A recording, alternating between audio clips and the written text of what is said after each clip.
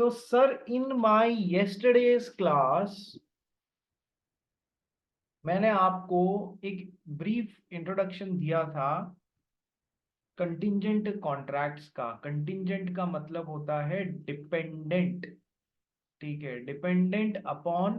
Contract ये है किसी पार्टी को परफॉर्म करना है या नहीं करना है, ये इस बात पे डिपेंड करेगा कि सर एक पैरेलल इवेंट या पैरेलल इवेंट होता, या कंटिंजेंट इवेंट जिसको अपन बोलते हैं, वो हैपन होता है या नहीं होता है, happening or non happening of a future uncertain event, इस पे बेस्ड होता है कंटिंजेंट कॉन्ट्रैक्ट। क्या कंटिंजेंट कॉन्ट्रैक्ट वैलिड कॉन्ट्रैक्ट्स होते हैं? Yes sir, contingent contract valid contracts होते हैं।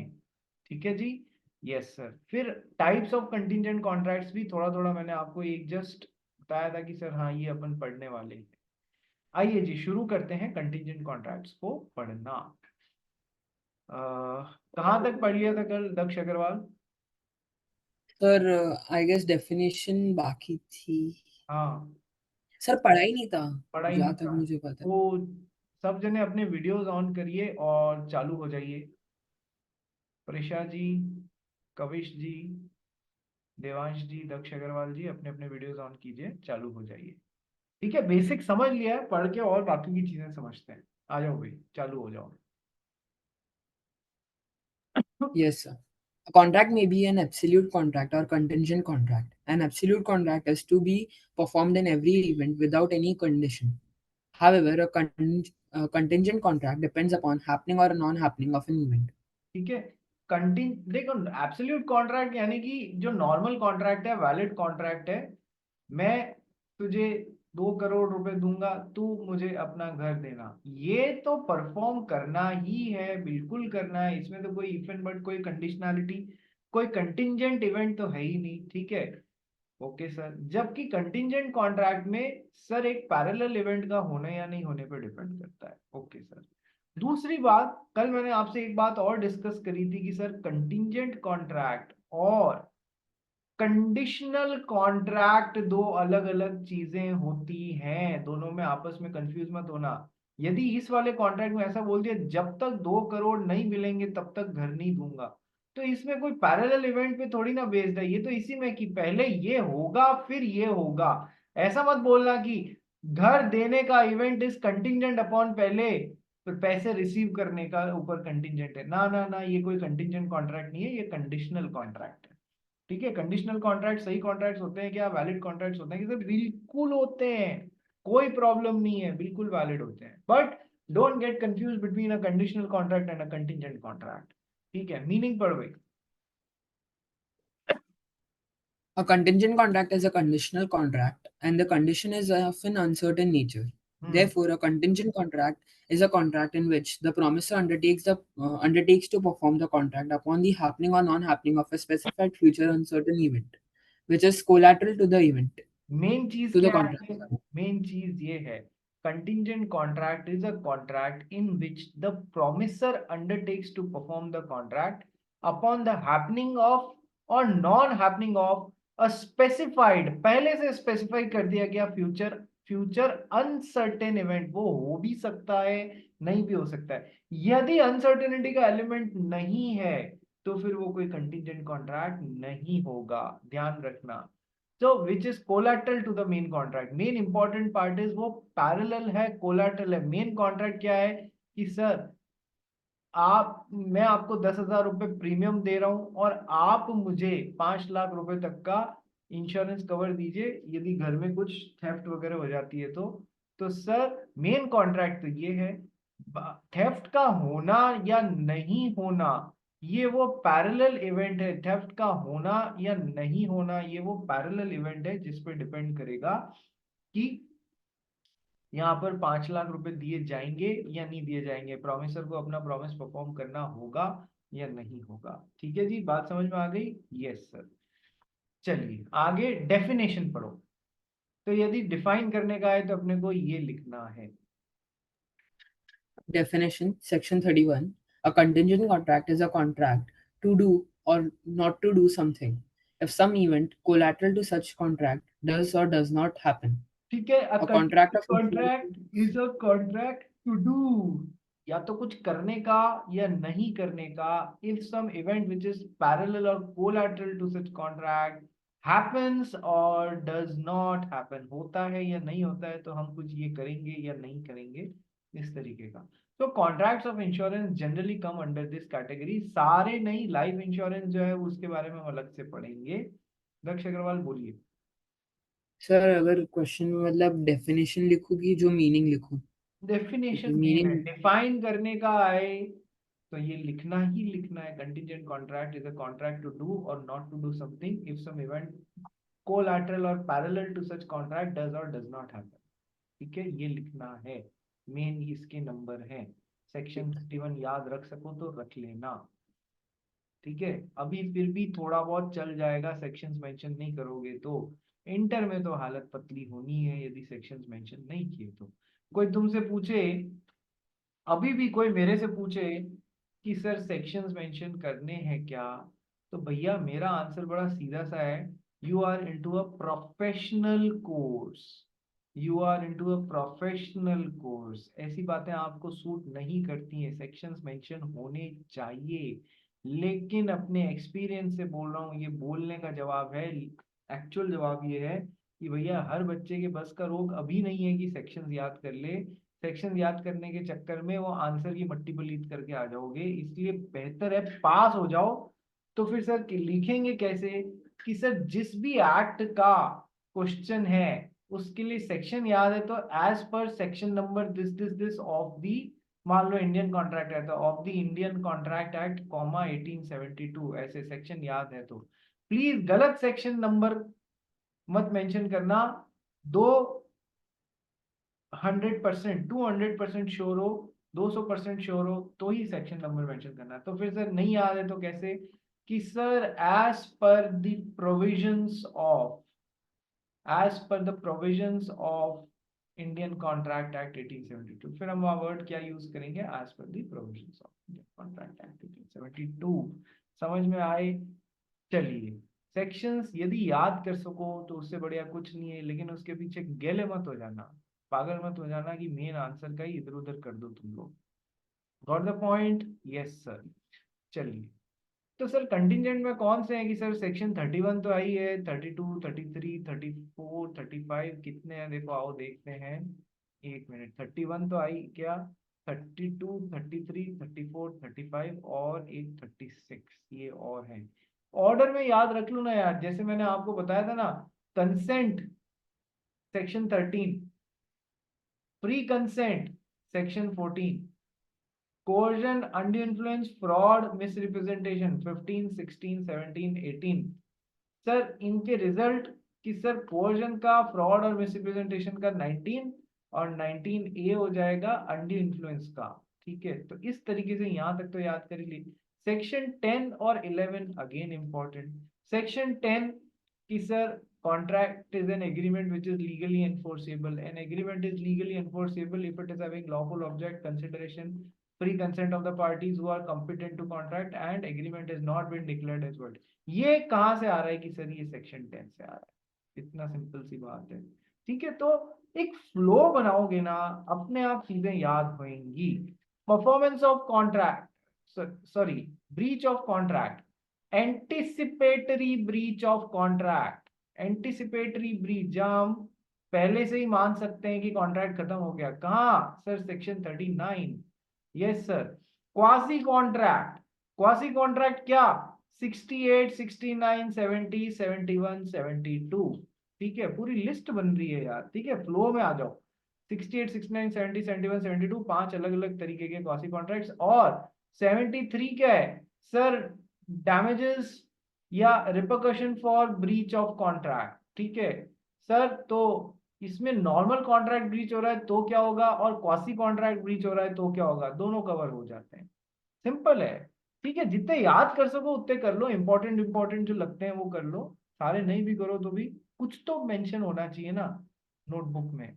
चलिए आइए next example. A contracts to pay rupees 1 lakh if these houses destroyed by fire. This is a contingent contract. Okay, now let's come to the essential elements of a contingent contract कि sir 4-5 essential element, 3 essential elements हैं, let us start reading them. Essential elements of a contingent contract, essential elements को legal rules भी बोला जाता है, एक ही बात है, एसेंशियल एलिमेंट्स और legal rules of a contingent contract. Point number 1 पढ़ भाई। The performance depends upon contingency. The performance of a contingent contract depends upon some contingency, that is, upon happening or non-happening of some future events. In such a contract, the liability future में भी uncertain डाल देना, future uncertain event होगा या नहीं होगा, ये contract बनाते समय पता नहीं था, तो फ्यूचर अनसर्टेन इवेंट। तो सर परफॉर्मेंस डिपेंड्स अपॉन सम कंटिंजेंसी, कंटिंजेंसी यानी कि होगा नहीं होगा, डिपेंडेंसी, ठीक है। The performance of a contingent contract depends upon some contingency, that is upon happening or non happening of some future uncertain event। आगे बढ़ गई। example na? नहीं यहाँ से। In such a contract, the liability of performance arises or ceases only on the happening or non-happening of some future uncertain event. कुछ करने का या कुछ नहीं करने का, इस बात पे कंटिंजेंट या डिपेंडेंट होएगा कि कोई इवेंट, अनसर्टेन इवेंट हैपन हो रहा है या नहीं हो रहा है। शिप आ रहा है तो मैं आपको 10 कंटेनर उसमें से दूंगा, यानी कि एक ऐसा कंटिंजेंट कॉन्ट्रैक्ट है which is dependent upon happening of a future uncertain event. Ship आ रहा है, इंश्योरेंस कंपनी से आपने पॉलिसी ली कि शिप यदि नहीं आएगा तो तुम मेरे को 50 करोड़ रुपए दोगे। तो इन केस यदि non happening of a future uncertain event पे डिपेंड कर रहा है कि कोई, यानी कि इंश्योरेंस कंपनी कुछ करेगा, ठीक है। So example, A advances 10,000 to B on a promise by C that if B fails to return within a month, C will repay, ठीक है। ए ने बी को 10,000 रुपए दिए, ए ने बी को 10,000 रुपए दिए ऑन अ प्रॉमिस बाय सी कि यदि वो नहीं देगा तो मैं तेरे को 10,000 रुपए दूंगा। टाइप ऑफ गारंटी हो गया, यस सर। तो कॉन्ट्रैक्ट बिटवीन ए एंड सी कि सर यदि वो नहीं देगा तो मैं दूंगा, तो कंटिंजेंट कॉन्ट्रैक्ट हो गया, हाँ सर। कि if B does not pay then I will pay. What is the contingent event? Non performance by B. यदि बी परफॉर्म नहीं करता है तो सी देगा, ठीक है। तो this is a contingent contract, ठीक है। So the performance of the contract depends upon the non performance by one of the parties, ठीक है। आंसर फर्नांडिस बोलिए। यार कंडीशनल क्यों नहीं होगा? क्योंकि ऐसा कंडीशन रखा, अगर तूने पे नहीं किया फिर गारंटर पे करेगा तेरा। मेन कॉन्ट्रैक्ट क्या है between A and C? Main contract is that कि सर मैं आपको 10,000 रुपए पे करूंगा यदि, यदि बी, आप मेरे कहने से बी को 10,000 रुपए दे दीजिए, मेरे कहने से बी को 10,000 रुपए दे दीजिए, और यदि वो पे नहीं करता है तो मैं आपको पे करूंगा, ठीक है। तो सर अब मेन चीज पैरेलल इवेंट क्या है कि सर बी पे नहीं करेगा, तो इसमें मेन कॉन्ट्रैक्ट क्या है रे कि आप बी को 10,000 रुपए दे दो, ये मेरा कंसिडरेशन हो गया, और मैं आपको रीपे करूंगा यदि वो पे नहीं करेगा। तो मेन कॉन्ट्रैक्ट क्या है? आप उसको 10,000 रुपए दे दो और यदि वो फेल होता है तो मैं रीपे करूंगा। सर इसमें पैरेलल इवेंट क्या है जिसपे सी को परफॉर्म करना है या नहीं करना है, इस बात पे डिपेंड करेगा कि पैरेलल कॉन्ट्रैक्ट उसने किया या नहीं किया। यदि बी ने कर दिया पेमेंट तो सी को परफॉर्म करने की जरूरत नहीं है, और यदि बी ने नहीं किया तो सी को परफॉर्म करने की जरूरत है। क्या इससे समझ में आया कि ये कंटिंजेंट है, डिपेंडेंट है, which is dependent upon happening or non happening of a future uncertain event? समझा? सर समझा, बट पैरेलल अगर event, parallel event, parallel event. तो सर अगर गारंटर होगा तो हमेशा कंटिजेंट ही होगा। देख है ना, गारंटर में ऊपर मैंने एक लाइन पढ़ाई कि तुम लोग, ये भी एक तरीके का contingent contract is also a conditional contract, तुमको फील होएगा। लेकिन जहां पर पैरेलल इवेंट आ जाता है, देख एक कंडीशनल कॉन्ट्रैक्ट ये दो को है ना साइड बाय साइड रख के देख। क्या, एक तो यही कि सर यदि तेरे घर में आग लग गई तो मैं 5 लाख रुपए दूंगा, और प्रीमियम जो है तूने मेरे को 10,000 रुपए का दिया। आग का लगना या नहीं लगना वो पैरेलल इवेंट है, जिसपे डिपेंड करेगा कि वाई को परफॉर्म करना है नहीं करना है। अब एक्स और वाई के बीच में ये हुआ कॉन्ट्रैक्ट कि सर ये इसको 2 करोड़ रुपए देने हैं और इसको घर देना है।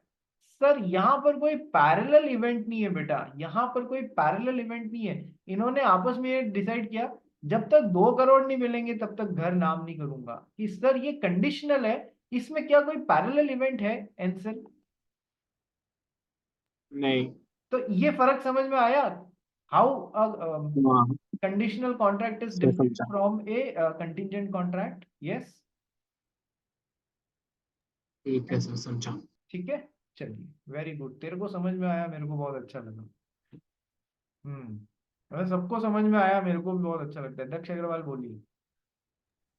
तो मैं कह सकता हूँ कि all contingent contracts are conditional but not all conditional are contingent. अब भाई मैंने ऐसा कुछ नहीं पढ़ा है, ठीक है। इसके लिए मेरे को एक बार मॉड्यूल देखना पड़ेगा कि ऐसा कुछ वहाँ लिखा हुआ है या नहीं लिखा हुआ है, अभी मैं इस पे कमेंट नहीं करूंगा। चलिए आगे बढ़ते ठीक हैं। है सर। तो कहाँ चल रहे थे? हाँ, तो ये हो गया पहला असेंशियल ऑब्लिक लीगल रूल। क्या? The performance depends upon some sort of contingency. ठीक है, यस सर। सेकंड है पैरेलल या कोलैटरल इवेंट। ठीक है, पढ़ना है यार इसको। The event upon which performance of contingent contract depends must be collateral to the contract. An event is said to be collateral when it does not form part of promise to be performed or consideration of the promise. If an event is in consideration of the contract, it is a reciprocal promise. ये देख लो, Example. जो Anselm ने बोला था और जिस तरीके से मैंने इसको समझाया वही चीज यहाँ पर आ गई कि सर यहाँ पर ये जो 2 करोड़ रुपए तू देगा तब मैं घर दूंगा। ठीक है, तो सर ये इसमें क्या कोई कोलैटरल या पैरेलल इवेंट है ना सर? जबकि कंडीशन ये कंटिंजेंट कॉन्ट्रैक्ट में डेफिनेटली पैरेलल या कोलैटरल इवेंट होता है। Just give me a second please.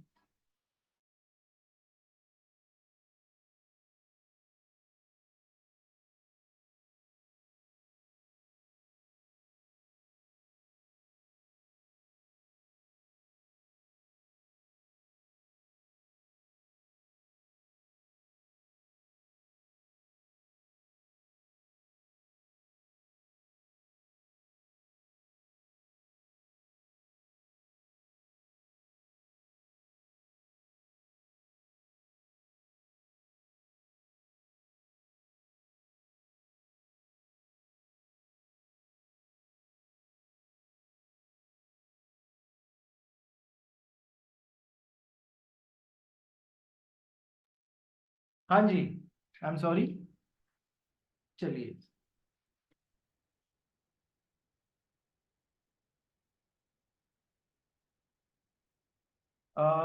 M I Audible? सुन पा रहे हो? Yes, sir.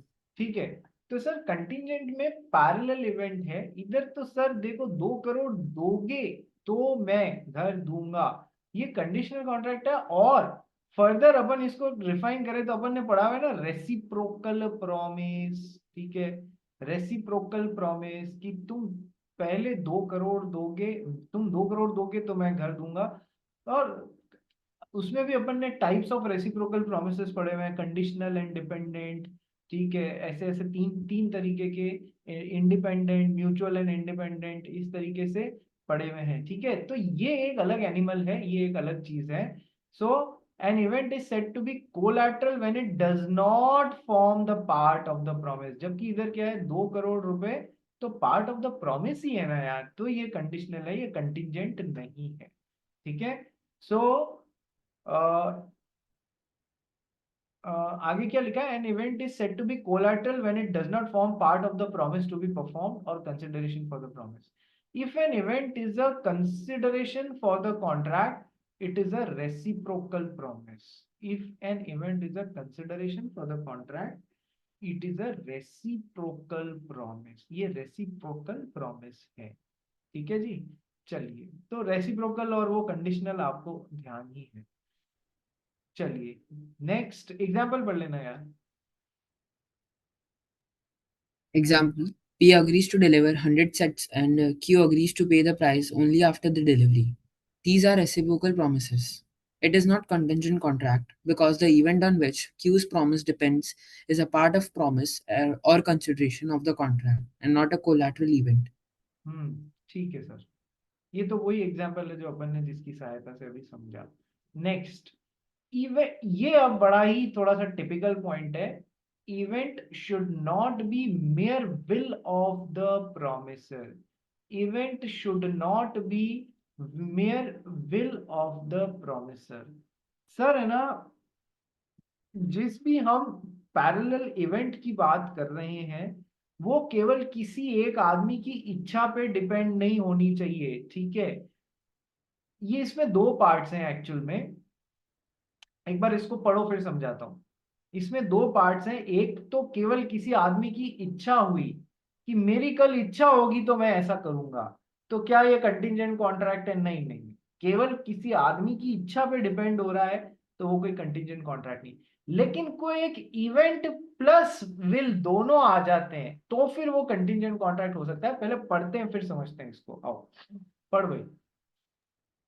The contingent event must not be mere will of the promiser. However, if the event is within the promiser's will or control, not merely at will, it will be a contingent contract. It may be a contingent contract। Example one पढ़। Uh, A agrees to do some work for B if he would be feel pleasure in doing so. It is not a contract at all. A agrees to do some work for B if he would feel pleasure in doing so. It is not a contract at all। यदि मेरे को अच्छा लगेगा तो मैं तेरे लिए काम करूंगा और ये पैसे लूंगा, अरे नहीं, ये कोई कॉन्ट्रैक्ट है ही नहीं। ठीक है, पहली बात नंबर वन, तो क्योंकि वो उसकी इच्छा पर डिपेंड कर रहा है कि अच्छा लगेगा, इच्छा होगी तो करूंगा, नहीं ये कोई कंटिजेंट कॉन्ट्रैक्ट नहीं कि यदि मेरे को अच्छा लगा। कंटिजेंसी क्या है? अच्छा लगना, ना ना ना। यदि मेरे को अच्छा लगा तो मैं तेरे लिए काम करूंगा, mayor will of the promisor ना। लेकिन एग्जाम्पल टू पढ़ो। A promises to pay B rupees 10,000 if A left for Delhi on a particular day. It is not contingent contract because going to Delhi is an event, no doubt within A's will, not merely his will. तूने not अपनी मर्जी से लगा दिया, मैंने तो कहीं लिखा ही नहीं था। ठीक है, एआई कंप्यूटर बड़ा खतरनाक है भाई। ए प्रोमिसेस टू सर पे किधर रुपीज। लगा है? हम्म, किधर लगा है सर? तूने कहा it is not a contingent contract, जबकि मैंने लिखा है it is a contingent contract. ठीक है, ए सर प्रोमिसेस टू, अच्छा चलो आ जाओ। ए प्रोमिसेस टू पे बी रुपीज 10,000। ए ने बी को प्रॉमिस किया मैं तेरे को 10,000 रुपए दूंगा if A left for Delhi on a particular day. यदि ए दिल्ली के लिए एक पर्टिकुलर दिन निकल जाता है तो वो बी को 10,000 रुपए देगा। नो डाउट ये दिल्ली के लिए लीव कर रहा है, ये ए की इच्छा पे तो डिपेंड कर रहा है, लेकिन मेयर ए की इच्छा पे ही डिपेंड नहीं कर रहा है, ये बहुत सारी बातों पे डिपेंड कर रहा है। क्या उस दिन दिल्ली की फ्लाइट मिलेगी, क्या वो उसको कैच कर लेगा, बहुत सारी और भी है। इच्छा के अलावा और कंटिजेंट इवेंट भी है, फ्लाइट पकड़ना, फ्लाइट का होना या नहीं होना, ये सब भी जो उसके कंट्रोल या केवल इच्छा पे नहीं है।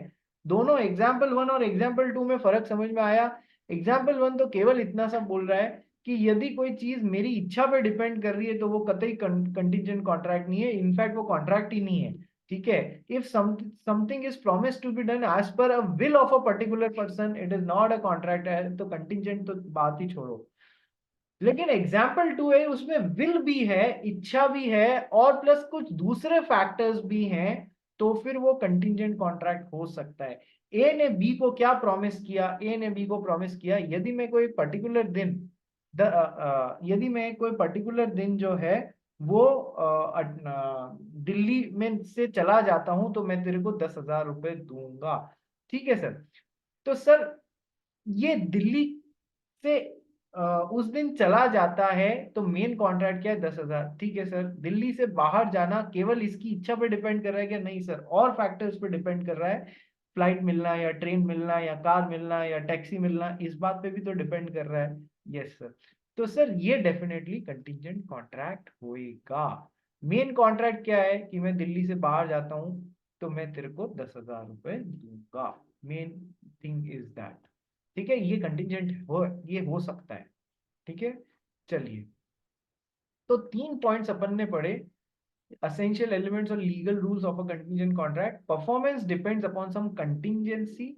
Contingent event must be collateral event, not the part of the contract itself, and event should not be mere will of the promisor. Will के साथ में कोई और भी उसमें चीजें अटैच हो जाती है तो फिर वो भले ही कंटिंजेंट हो सकता है। केवल इच्छा पे बेस्ड है तो फिर वो कंटिंजेंट कॉन्ट्रैक्ट नहीं होगा।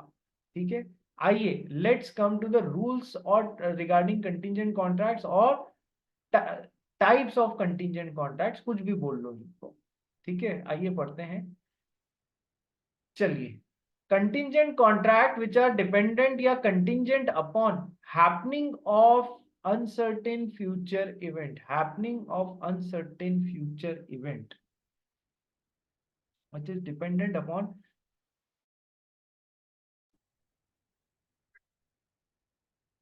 अरे सर फ्रीज नहीं हुए हैं कनव जी,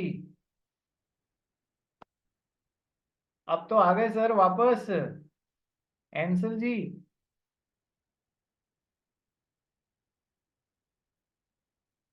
एम आई ऑडिबल? हाँ जी, हाँ जी। क्या रे, एक सेकंड नहीं होता है कोई नेट कनेक्टिविटी को और सब जने है ना अच्छे अच्छे कमेंट्स पास करना चालू कर देते हैं। सर फ्रीज हो गए, सर को कोल्ड है, ये है वो है। अरे सच में कोल्ड है, यहाँ पर 17 डिग्री सेल्सियस में बैठा हूं मैं। ठीक है, चलो आ जाओ नेक्स्ट। तो sir rules regarding the contingent contracts. एक तो अपने अपने वीडियो ऑन करो फर्नांडिस। अरे कहाँ चले गए? श्रुति, श्रेया बियानी, रिचा, प्रिशा, मिदुष, वीडियो ऑन करो रे।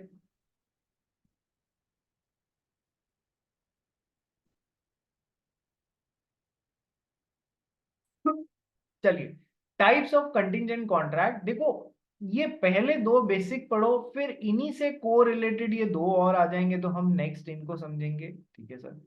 कंटिंजेंट कॉन्ट्रैक्ट्स या कॉन्ट्रैक्ट्स विच आर डिपेंडेंट या contingent upon happening of uncertain future event. Happening of uncertain future event, कल ही बताया था मैंने आपको, ऐसे कंटीजेंट कॉन्ट्रैक्ट जो डिपेंड करते हैं कि किसी पार्टी को परफॉर्मेंस देनी पड़ेगी, यदि कुछ फ्यूचर में हो जाता है तो अनसर्टेनिटी वाला एलिमेंट हो भी सकता है, नहीं भी हो सकता है, वो हो जाता है तो फिर कोई पार्टी परफॉर्म करेगी। कैसे?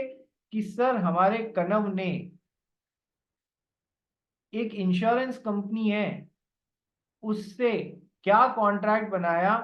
इंश्योरेंस कंपनी नहीं, कनव ने हमारे एंसिल से क्या कॉन्ट्रैक्ट बनाया कि यदि कल मेरा शिप आ जाता है तो मैं उसमें से 10 कंटेनर तेरे को दूंगा और तू बदले में 10 लाख रुपए मेरे को देना। ठीक है सर, मेन कॉन्ट्रैक्ट क्या है? मैं 10 कंटेनर दूंगा और तू 10 लाख रुपए देना। किस बात पे डिपेंड कर रहा है? एक पैरेलल या कंटिंजेंट इवेंट पे। क्या शिप का आना या नहीं आना, दोनों पॉसिबिलिटी है ना। शिप डूब भी सकता है, शिप खराब भी हो सकता है, कुछ भी हो सकता है। तो शिप का आना या नहीं आना इस बात पे डिपेंड करेगा, शिप के आने पे डिपेंड करेगा कि ये कॉन्ट्रैक्ट परफॉर्म होगा या नहीं होगा। शिप के happening of a future.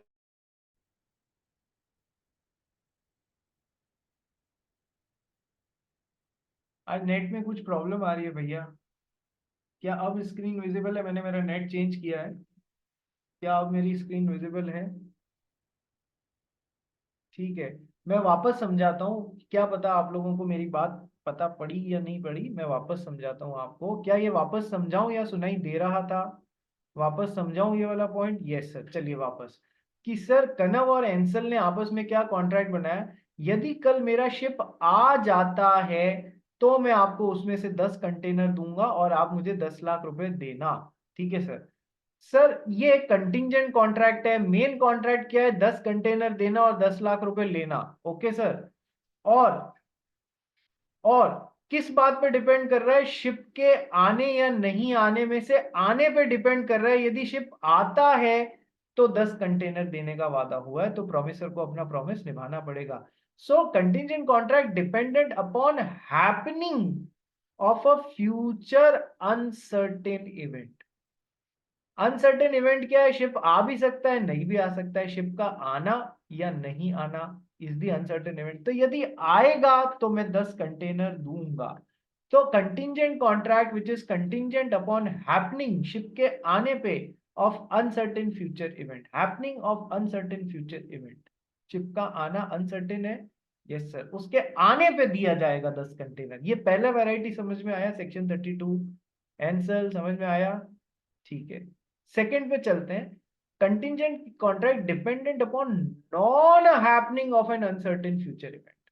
Sir आ जाओ, सेम एग्जांपल में थोड़ा मॉडिफिकेशन कर देते हैं। हमारे कनव का शिप था, वही शिप जो जिसमें से एंसल को 10 कंटेनर देने वाला था वो, ठीक है। उसने शिप को चालू होने से पहले शिप का इंश्योरेंस कंपनी से इंश्योरेंस लिया। क्या इंश्योरेंस लिया? कि यदि मेरा शिप चाइना से मुंबई नहीं आता है, यदि मेरा शिप चाइना से मुंबई किसी कारणवश नहीं आ पाता है, रास्ते में डूब गया, स्टॉर्म्स आए, खराब हो गया, ठीक है, टूट गया, कोई भी रीजन से ये चाइना से मुंबई नहीं आ पाता है। शिप देखो, शिप आ भी सकता है, शिप नहीं भी आ सकता है। यदि शिप नहीं आ पा रहा है तो आप मुझे 50 करोड़ रुपए पे करेंगे। मैं आपको उसके लिए 10 लाख रुपए का प्रीमियम पे करता हूँ। ठीक है सर। तो मेन कॉन्ट्रैक्ट क्या है? 10 लाख रुपए पे किया और शिप यदि नहीं आ पा रहा है, टूट गया है, खराब हो गया है, तो 50 करोड़ रुपए का इंश्योरेंस दिया गया, इंश्योरेंस क्लेम। Okay sir. किस बात पे डिपेंड कर रहा है कि इंश्योरेंस कंपनी परफॉर्म करेगी या नहीं करेगी? इस बात पे डिपेंड कर रहा है कि शिप नहीं आएगा। शिप नहीं आता है तो इंश्योरेंस कंपनी को 50 करोड़ रुपए देने पड़ेंगे। तो contingent contract which is dependent upon non happening of a future uncertain event. Second variety समझ में आ गई? Insurance contract which is dependent upon non happening of an uncertain future event. बोलो सर, समझ में आ गया ये सेकंड वैरायटी भी? Second variety भी समझ में आ गई? आंसर क्या खा रहा है? क्या खा रहा है? चिकन खा रहा है? नहीं नहीं नहीं, कुछ तो खा रहा था अभी 1 मिनट पहले। चलिए आ जाओ। मिदुष मोदी समझ में आया या नहीं आया? हाँ सर। ये इतने गंदे तरीके से हाँ क्यों बोल रहा है? क्या हो गया? चलिए आ जाइए नेक्स्ट। अब अपन इसी से रिलेटेड ये दोनों करते हैं। कंटिंजेंट कॉन्ट्रैक्ट या contracts which are contingent upon happening of uncertain future event, ये तो यहां भी पढ़ लिया। Within fixed time, within fixed time, happening of future uncertain event within fixed time. आओ एग्जांपल देखते हैं। सर